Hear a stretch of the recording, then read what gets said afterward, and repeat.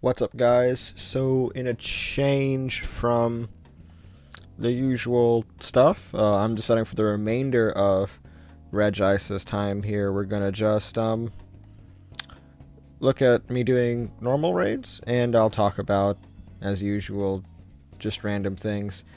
Um, these are from the last month or so. I just picked out, random ones that would work. So I think these are all tier 3 or lower. And because I prefer doing tier 3, I think there's barely anything else in here. I think there are like maybe two. I think actually just two. I do have 3 Onix Raids down, but I just have 2 here. One of them is not a solo. Like, I just arrived at the raid and like there were already people in the lobby, so I hopped in. Thought, why not? But this one actually is a solo. This was my first Onix solo attempt. I knew that it was doable, but when it was around the first time, before Regice was out, I didn't attempt it. I just had never gotten around to it. But now, when it was out for Regice, I decided, why not? I should be able to do it. The simulations all say I can, so let's try it. This was an Onix and boosted weather too. It was closer than I would have liked, but I think that's because I don't have as many Kyogre powered up. And I plan on getting around to maxing out at least one. Not the one I already have powered up, though. I don't like the IVs in that one. I just powered that up because back when Kyogre was around the first time, that was the best one I had. And it was 84%. And I was like, well, I need one powered up. So I went ahead and powered that one up. But I have a 93% one with max attack now and a 96% one. I'm probably going to do the 93% one because max attack on a legendary is better than one that's 1 IV point higher, but with like a 13 in attack. So, yeah, that's all I can say about Onix. Onix is really difficult, if only because its defense is really high. As you saw there, I literally lost one Pokemon, and it was a level 30 Kyogre. And the Kyogre put in a lot of work, too, against that Onix. So, Onix knocking your Pokemon out is not an issue. It's more like, can you deal enough damage? Because Onix's defense is extremely high. So you need to really worry about, how much damage am I dealing to the Onix? Am I dealing enough damage to be able to complete the raid in time? But as you can see here, I had a level 30 Kyogre and 2 maxed out Gyarados. Pretty much take care of it. I think I only went through 1 in this one. But in another Onix solo, I don't think that's in this compilation, I did end up using 1 Kyogre and 2 maxed out Gyarados, but it was different weather, and Onix had different moveset that time. So it honestly depends on movesets. I'm pretty sure 2 Kyogre can do it without any trouble. And then, of course, my favorite tier 3, Aerodactyl, because the shiny has eluded me, and I really enjoy doing these. Except I don't. I hate doing these, and I just want the shiny, but whatever. At the very least, it's easy rewards because Aerodactyl is actually Aerodactyl's pretty easy to do. I don't think I have any here with my Smackdown T-Tar squad, but since getting Smackdown Tyranitar, Aerodactyl has become trivial. This is before I just went in with only Smackdown Tyranitar. But that Kyogre did a lot of work. This Tyranitar will be doing a lot of work. Excuse me. But, yeah, I only do Aerodactyl because I want the shiny. I'm searching for the shiny. And I'll probably stop doing them if/when I find the shiny. Or Aerodactyl rotates out of raids again. It honestly depends. At this point, Aerodactyl may end up staying despite raid boss rotations, if only because, what am I thinking?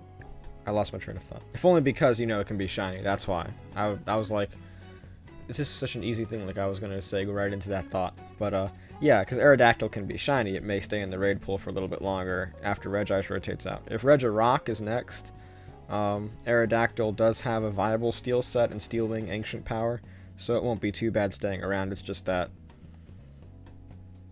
there is no Steel type that's good versus Regirock. Even Metagross.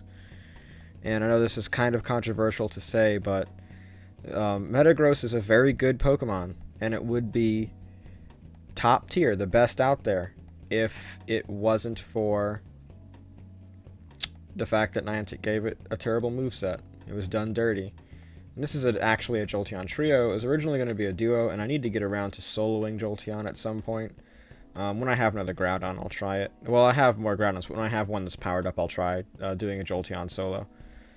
Because I just have the one with a ground move powered up at the moment. I have another one powered up with Solar Beam, but I'm not, you know, my playstyle isn't like I change the charge moves of Pokemon whenever I need them to have them changed. I just prefer having one with a specific set, and then if I need another one of that Pokemon with a different set, I'll just have another one. So I have two powered up Groudon, one with Earthquake and one with Solar Beam. Unfortunately, I think the Groudon that I plan on maxing out also has Solar Beam, and I don't think I plan on changing that. We'll see.